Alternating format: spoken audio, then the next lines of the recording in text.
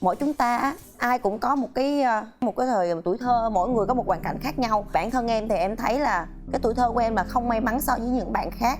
Đến thời điểm này thì em vẫn là một người cảm thấy là mình dù cho mình có tất cả mọi thứ đi chăng nữa thì mình vẫn cô đơn. Nghĩa là mình không có ba bên cạnh, mình không có mẹ bên cạnh, mình không có những cái người thân yêu thương bên cạnh mình. Mình cứ lủi thủi mình đi làm rồi mình về nhà chỉ biết làm thôi. Tại vì ba với mẹ em không hợp nhau, xong rồi ba em thì lại mất sớm nữa. Cái tuổi thơ của mình á, vì nó quá cơ cực đi, cho nên là tất cả từ nhỏ cho tới giờ, từ năm 8 tuổi tới giờ, tất cả mọi thứ trong đầu em nó vẫn như cũ. Có nghĩa là em nhớ hết những cái tình tiết mà ngày xưa nó như thế nào. Ngày xưa cực lắm anh ơi. Ở ngoài Quảng Ngãi anh biết là một cái vùng quê mà mưa lũ lụt này nọ suốt vậy đó. Có những cái hôm mà mưa gió mà lụt đến nỗi mà cái nhà của em á là nó ngập lên luôn. Là ba cha con là phải leo lên cái trần nhà ngồi trên đó chờ người ta chèo ghe vô, người ta đưa gói mì tôm cho ăn á. Rồi ví dụ như đang đi học vậy đó, xong cái mưa ầm xuống là 2-3 tiếng sau là nước nó ngập lên tới cổ nè.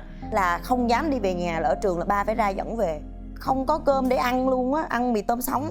Đấy, và những cái ngày tháng đó, những ngày sống cùng với ba như thế, khi mà ba là người nuôi mấy anh em, nó hình thành cái tính cách của Trâm như thế nào mà sau này khi mà nhớ lại Trâm thấy là đấy, nó là cái kết quả của những ngày tháng mình sống với ba như thế. Khi mà lớn lên á, em được thầy đạo diễn Tường Phương có nói một câu là cái nhân cách của con người mình á, nó phụ thuộc vào cái môi trường sống của mình. Tại vì ngày xưa mình sống trong cái sự cơ cực đó, ba mình dạy cho mình cái gọi là chịu khó, cho nên là em đã quen với cái chuyện đó rồi. Đó cũng là một cái điều mà để mình gọi là hành trang để sau này mình bước ra đời á. Ba của Trâm còn là có một cái ý thức nào về việc là mình có một đứa con gái xinh đẹp mà sau này nó lớn lên trở thành một người như thế này?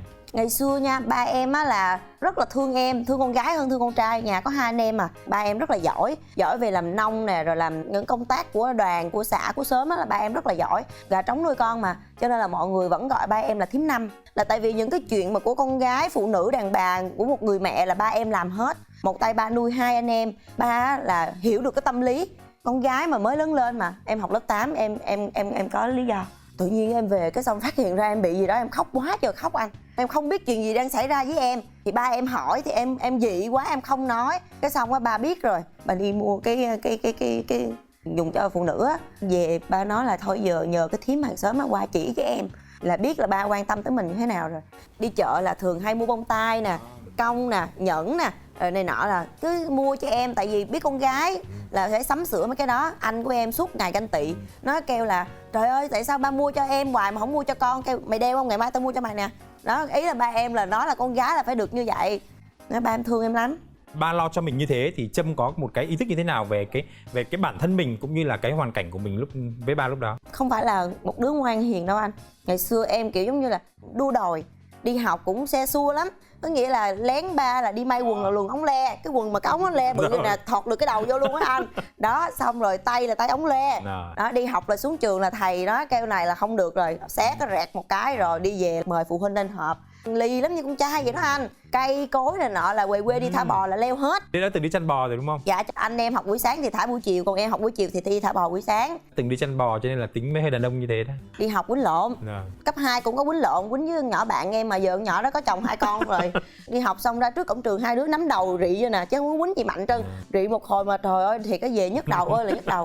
Là từ đó về sau là không chơi với nhau nữa. Nhưng mà sau đó thì vài năm sau thì lại nói chuyện là bình thường. Lên cấp 3 quýnh tiếp, nhưng mà lần này cái trận này mới vui nè anh. Lúc đó là tụi nó hay nói là đủ có thứ không mẹ. Khi mà nó chửi mình như vậy mình rất là buồn, mình bức xúc tại sao nó lại chửi mình như vậy. Nó có ở trong hoàn cảnh của mình đâu mà nó biết. Em tát cho nó một cái, không được chửi tao là đồ không mẹ. Xong mời phụ huynh lên. Cái vụ mà đánh nhau như vậy là lên trụ cờ, đứng trước biết bao nhiêu người lớp á. Em không đi, em đi học. Ba về ba hỏi, ba đánh em, ba bắt em quỳ xuống ba đánh. Tại sao đi học không lo học mà lại đi quýnh lộn? Em mới nói là chứ bây giờ con không làm gì nó chửi con là đồ không mẹ, con tức quá nên là con đánh nó. Xong ba em nói kêu mai mốt đứa nào mà nói vậy đánh vô mặt nó cho ba. Ba em nói vậy luôn á. Tức là rõ ràng là ba của Trâm là người rất là hiểu tâm lý con của mình, và ông biết cách để mà có thể làm cho con mình không bị tổn thương. Thì rõ ràng ở cái tuổi đó là cái tuổi rất là nhạy cảm. Lúc mà ăn cơm ba em hay nói là cái câu là ở với mẹ thì ăn cơm với cá, còn ở với cha thì lót lá mà nằm. Ý là nói là khi mà ở với một người đàn ông như vậy thì chắc chắn là sẽ không đầy đủ giống như là một người mẹ. Ba em nói là làm gì làm cũng phải nuôi 2 anh em ăn học tới lớp 12, phải có bằng tốt nghiệp 12. Giờ ba có cực khổ mấy nữa ba vẫn muốn lo cho tụi em. Em nói anh nha, nhà không có mẹ, không có đầy đủ điều kiện, cực kỳ nghèo, nhưng mà cái gì cũng có. Ba em không muốn em với lại anh em thiếu thốn so với bạn bè, nên đó là cái cách mà ba em thể hiện cái tình cảm. Nhưng mà tới cái đoạn cái lúc mà em đánh nhau với bạn em xong á, cũng tâm lý mình, thứ nhất là mình đi học lên là mình cũng dị với bạn bè, buồn và cảm thấy là hai anh em cùng học, một anh thì học lớp 11, em thì học lớp 10. Ba em phải bỏ một cái số tiền ra cũng khá nhiều để mà chi trả tiền học phí. Em quyết định là em thôi em xin ba em nghỉ. Ba em không chịu.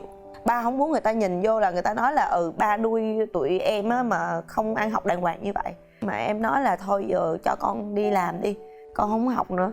Con thấy ba cực quá, giờ con muốn phụ ba này nọ. Cái xong rồi ba em suy nghĩ một ngày, qua ngày hôm sau ba nói là giờ lớn rồi, làm cái gì thì con tự suy nghĩ và con tự quyết định, nhưng sau này không được hối hận và không được trách ba.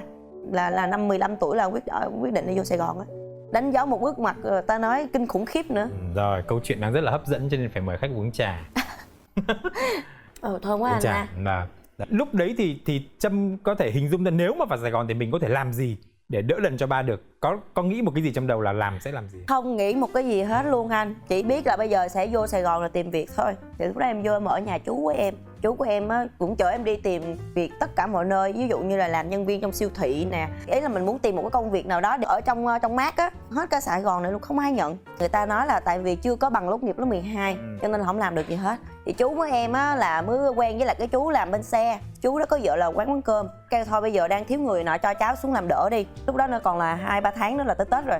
Mới xuống đó làm ở quán cơm cực lắm. 5 giờ sáng là phải dậy làm tới chiều tối ngày hôm sau. Em làm được 1 tháng á, chiều nào á cũng lên sân thượng nhìn xuống là trường trung học phổ thông Phan Đăng Lưu. Nhìn mấy bạn đi học bằng áo dài này nọ đứng khóc miết. Khóc rồi tại tự nhiên mình đang đi học ngon lành, mình đang ở với cha mẹ mình, không đi đâu mà hạnh phúc và vui vẻ bằng nhà mình hết. Mấy cô ở trong cái quán cơm á thấy em tội quá, cứ khóc hoài. Giờ họ có muốn học không? Kêu giờ con muốn học mà con học rồi sao con đi làm? Mọi người mới gợi ý là đăng ký buổi tối đi học. Thì lúc đó em mới biết là có một cái trường là bổ túc.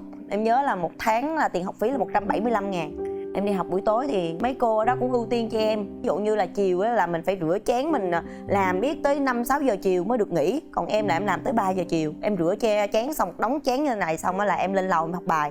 Là tới 6 giờ là em đi học. Sau này Trâm còn hay quay lại quán cơm tình nghĩa đấy không? Em mới quay lại cách đây vài hôm. Thế là các cô đấy vẫn còn ở đó và tất cả mọi người đều còn ở đó. Có vài bạn mà cùng trong lứa với em đợt đó em làm á, có 4 bạn 91 như vậy. Bây giờ mấy bạn có chồng có con rồi, các bạn thì đi hết rồi. Em về thì mọi người vẫn rất là yêu thương em và ai cũng khen là em giỏi. Ít ai hình dung là một cô bé đi chăn bò ngày đó này, bỏ học ngang như thế, phải đi học buổi tối bán cơm, mà sau này là đi thi một cuộc thi Miss Teen. Thì Trâm đã đến với cái cuộc thi đấy như thế nào? Và đó là cái năm mà cuối cùng em được tham gia. Tại vì năm đó là nếu mà em không tham gia nữa là em bị quá tuổi. Em quyết định liều luôn, em đăng ký em tham gia. Lúc đó là ba mới mất nữa. Em vừa đậu trường sân khấu điện ảnh là ba mất. Khoảng mấy tháng sau thì em đăng ký em đi thi Miss Teen. Thì ở trong trường tất cả bạn bè này nọ mọi người ai cũng ủng hộ. Bao nhiêu ngàn thí sinh chỉ chọn ra được 20 bạn để vào chung kết thôi. Em không hiểu là lúc đó tại sao em được chọn vô luôn.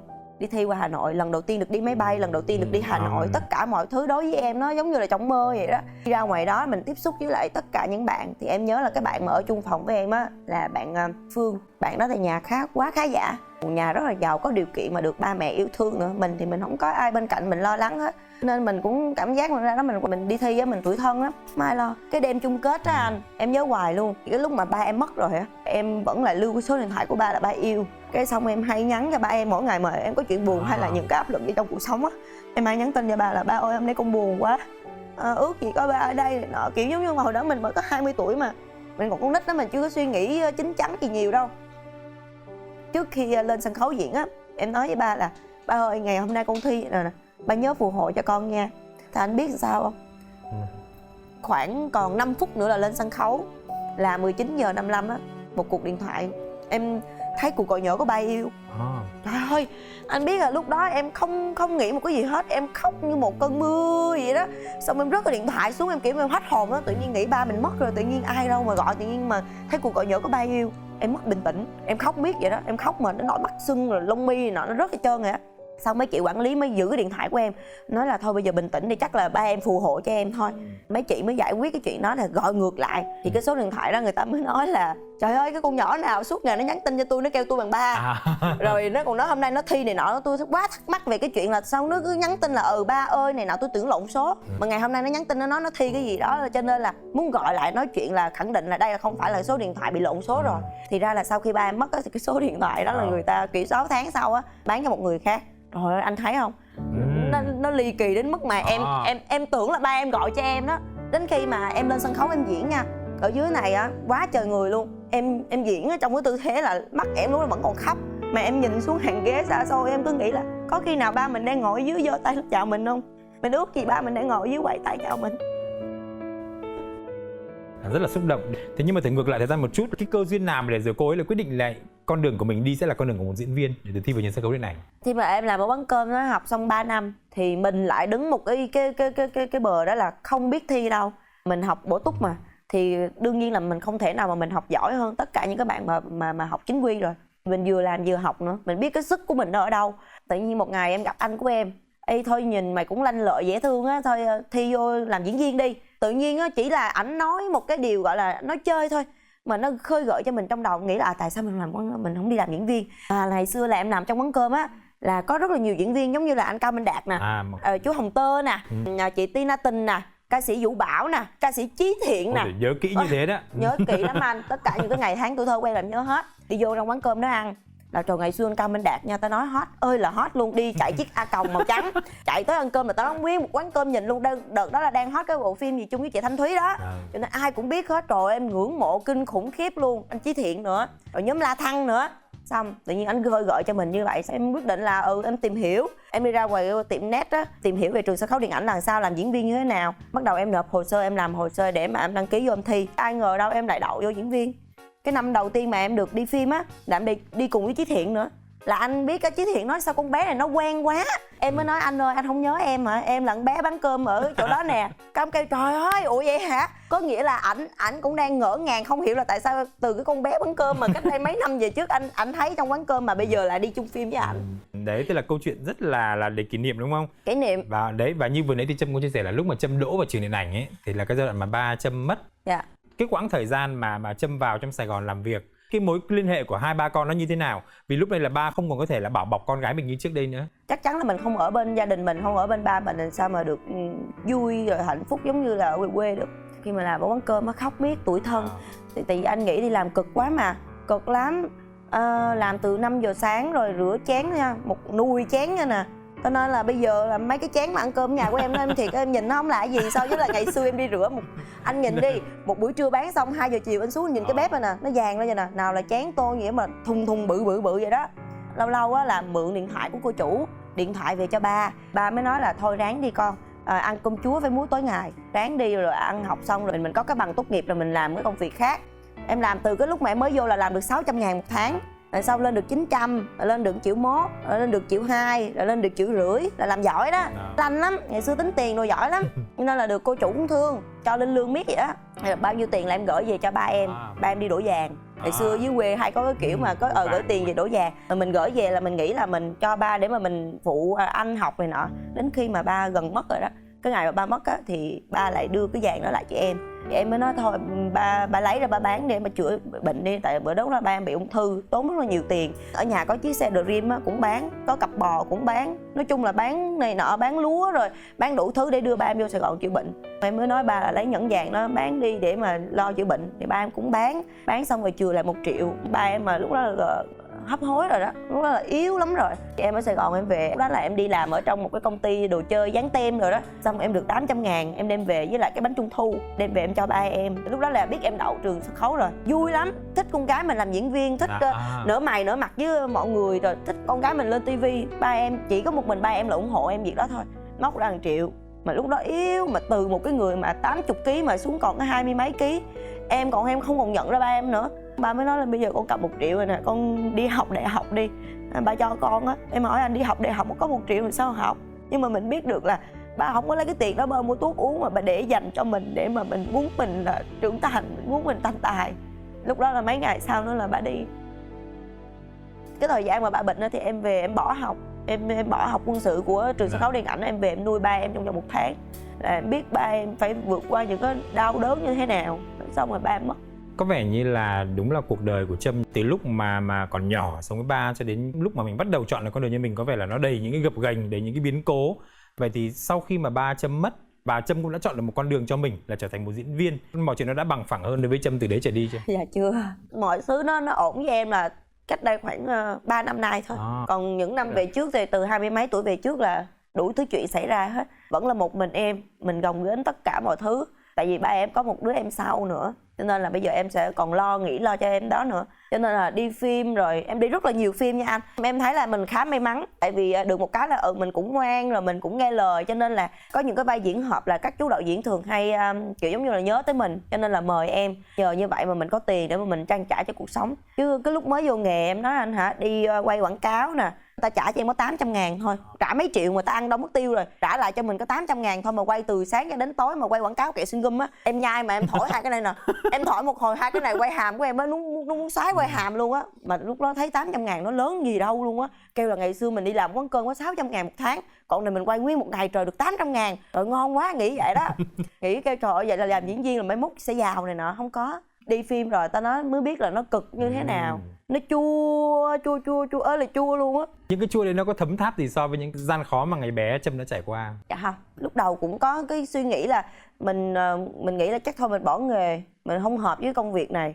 Một cái công việc mà em nghĩ là dành cho những cái người mà giàu có, rồi những người mà xinh đẹp này nọ, người ta sẽ được ưu tiên hơn mình giống như một con nhỏ dưới quê lên thôi. Làm sao mà mình được như vậy. Nhưng mà không ngờ là em đi casting và em đậu vô một cái vai diễn đầu tiên, đó là vai Hoa Thầy Bói. Từ cái vụ meeting á, em đi thi meeting về, em có một cái giải thưởng. Lúc đó là cũng có báo chí bắt đầu người ta ghi Miss Thân Thiện nè, thể hiện tài năng rất là xuất sắc tại cuộc thi này nọ. Xong có tự nhiên cái đạo diễn lúc đó người ta liên hệ với mình. Thì cái phim mà thứ hai em đóng đó là phim Dây Leo Hạnh Phúc của đạo diễn Chu Thiện. Cũng từ đọc báo ra, thấy coi cái meeting đó, thấy mình diễn tốt rồi nọ, xong mời em vô hẳn một cái vai mà lúc đó anh biết ba Mạnh Hùng nè, nhà chị Thanh Mai nè, đó, anh Hòa Hiệp nè, là những cái người là thời điểm đó hot, rất là hot luôn. Thì mình lại được đóng vai con của họ. Em đóng xong phim đó xong rồi thì em lại gặp tiếp một chú đạo diễn nữa là chú đạo diễn Võ Việt Hùng. Lúc đó chú đang cần một cái vai diễn mà đen thui tù lùi vậy đó, da dẻ đen, một con nhỏ mà nhà quê ơi là nhà quê luôn, tại dân biển mà, cho cái vai chính luôn. Mà lúc đó đóng với ai? Thanh Thúy và Quy Khánh. Trời ơi, em hỏi anh nè, một cô bé mà mới lớn lên 20 tuổi đầu, tự nhiên giống như là một cái giấc mơ nó ập tới với mình vậy đó. Nhìn em cái nó kêu trong nhỏ nhỏ là đen dữ rồi. Ở dưới quê mà, lúc đó là không biết chăm sóc da dẻ hay gì đâu anh. Em như một thằng con trai vậy đó, lúc nào cũng bận quần jean rồi đội nón rồi đi như một đàn ông vậy đó. Mà đen thui nữa chứ. Cái xong chú đạo diễn nói trời, con nhỏ này vô cho vai hợp rồi. Nhưng mà bị nhà sản xuất từ chối.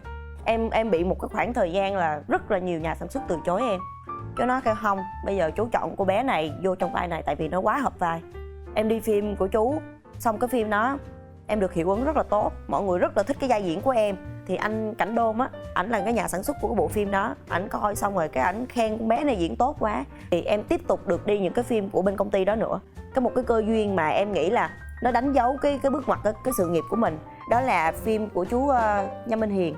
Thì em tự động nhắn tin cho chú, em nói chú ơi, con nghe nói là chú sắp casting cái phim đó, chú cho con lên casting với. Thì lúc đó là chú Hiền cũng đã casting rất là nhiều rồi mà chưa có ai hợp với cái vai đó hết. Mà cái vai đó là vai thứ 9 thôi, nhưng mà cái cảm xúc và cái tính cách nhân vật nó cực kỳ hay. Từ cái lúc Hiền chuyển qua ác, xong ác chuyển về hiền này nọ, nói chung là nó lật rất là nhiều cảm xúc. Còn trước đó thì em đóng như cái vai diễn cá tính thôi. Xong em lên em casting anh, cuối cùng em lại được vô cái vai diễn đó, và cái vai đó là được 6 cái giải thưởng vậy. Rõ ràng là mọi thứ nó có vẻ là nó xoay chuyển cái cuộc đời của Trâm rất là lạ lùng. Thì có lẽ là ngay ở cái chuyện mà cái sự phù hộ của ba của Trâm ấy, dường như có vẻ là trên một lý thuyết nào đấy có vẻ nó cũng hơi ứng nghiệm. Ngoài chuyện là nhà sản xuất họ có thể là họ chưa biết cô ấy là ai, họ cũng không ưng đã đành rồi.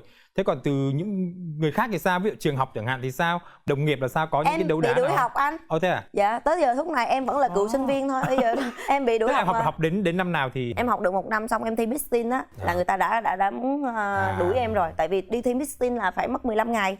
Đó, xong em thi xong em về, xong có phim mời em luôn. Thì bây giờ mình đấu tranh tư tưởng, một là bây giờ mình học, hai là mình đi theo cái cơ hội của mình. Mà rất là nhiều người chia sẻ với em nói là cơ hội chỉ đến có một lần thôi, do mình tạo ra. Nếu bây giờ mình quyết định mình đi học nữa thì sau khi mình ra trường liệu có ai còn biết tới mình hay không, hay là đang nhân cái cơ hội mình đang được biết tới mình đi phim luôn. Thì em nghĩ là lúc đó mình đang bị một cái gì anh biết không? Cơm áo gạo tiền. Đi học có đâu có tiền đâu, đi học có 2.000 trong túi thôi, 1.000 gửi xe, 1.000 uống trà đá, có hôm là nhịn đói luôn. Giai đoạn mà ba em mới mất á là nghèo đến mức như vậy luôn á anh. Mọi người trong gia đình này nọ gom tiền lại mua cho được chiếc xe đạp điện. Đi học là ở nhà ké của bà chị, con của dì. Hết tiền cũng đâu có dám nói đâu. Đi học ban ngày, ban đêm á thì đi làm quán nước. Tháng được 600.000, làm từ 6 giờ tối tới 11 giờ khuya. Em còn nhớ là bận cả cái áo thun ghi là diễn viên trường sân khấu điện ảnh, ca bao nhiêu. Đi làm quán nước xong ai cũng nhìn hết trơn á. Bây giờ cơm áo gạo tiền mà, mình phải đi làm mình kiếm tiền thôi. Chứ giờ mình đi học á, thứ nhất là không có tiền đóng tiền học, mà khổ như vậy nữa. Giờ có cơ hội đến cứ chết. Xong ai ngờ đâu em nhận được một phim rồi là em lại nhận biết và em đi tới giờ luôn. Bây giờ có trong tay cũng hơn 20 phim rồi, vay từ vay chính với thứ chính rồi. Ngoài đấy tức là rõ ràng là từ một cô bé bán cơm mà nhìn những diễn viên bước vào quán cơm với một cái sự mơ ước, và đến một ngày tự nhiên mình nắm được cái ước mơ đấy ở trong tay và có thể coi như là đã bước vào thế giới của những ngôi sao. Tức là đã phải đối mặt với một cuộc sống nó hoàn toàn khác trước đây của mình.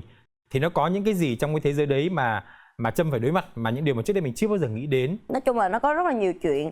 Scandal thì em ít khi mà dính tới. Em chỉ có bị dính một cái về chuyện tình cảm thôi. Nhưng mà cái vấn đề đó thì em không muốn nhắc tới nữa. Tại vì em nghĩ là cái thời điểm đó là mình ở một lứa tuổi là 26, 27 tuổi á, mình rất là háo thắng. Mình nghĩ sao mình nói đó thôi. Mình là một cái người mà gọi là mình bị tổn thương cho nên là mình chỉ biết là mình lên tiếng thôi. Thì nó gây ra một cái chấn động dư luận ở lúc đó thôi. Sau khi cái chuyện đó nó qua rồi á, thì tới thời điểm bây giờ thì em nhìn lại em nghĩ là nhiều khi nó là một cái điều gì đó để cho mình trưởng thành hơn thôi. Có một cái vấn đề nữa mà em tới bây giờ em vẫn cảm thấy buồn. Tại vì bản thân mình là một cái người mà rất là cá tính. Mình có sao nói vậy và mình rất là thẳng tính luôn. Và khi mà em đi quay hay là cái gì đó là em là một người rất là hòa đồng và rất là nhiệt tình. Có nghĩa là em tham gia một cái game show nào đó hoặc là em đi quay chương trình nào đó thì em là ví dụ như là mình phải làm cho tới cùng. Mình chơi nhiệt tình á. Thì mình lên mình đọc cái bình luận của khán giả thì người ta nói là sao con này nó vô duyên quá, rồi sao nó mở miệng ra là nó ăn to nó lớn, sao nó nói to quá vậy, sao giọng nó chát quá vậy. Em lên em đọc rất là nhiều, tất cả những game show em đi em đều đọc như vậy thì mọi người vào chửi em rất là nhiều. Em cảm thấy em bị buồn. Mình sống thật với bản thân mình sống đúng với cái cá tính của mình thì lại bị chửi này nọ. Em thấy như điều như vậy cái em đi qua chương trình cái em tiết chế nó lại. Em không có ăn to nói lớn, em không có nhiệt tình quá nữa. Thì nói trời sao con này đi game show nó nhạt dữ vậy. Thôi em lúc đó mình bị bàng hoàng, mình bị xong bây giờ em học cái cách là không lên đọc bình luận nữa. Cuộc sống này có người thích rồi có người sẽ không thích mình, cho nên là mình phải chấp nhận thôi. Thưa quý vị, nếu mà quý vị thấy Trâm là ăn to nói lớn, chuyện đấy cũng là bình thường thôi. Thứ nhất ấy, cô ấy là một cô gái miền Trung. Hầu hết các cô gái miền Trung họ có một cái sự mạnh mẽ của những người sinh ra ở những cái vùng rất là khó khăn. Và ngày hôm nay quý vị thấy đấy, Trâm vẫn ngồi đây nói chuyện rất là sôi nổi, vẫn nói to.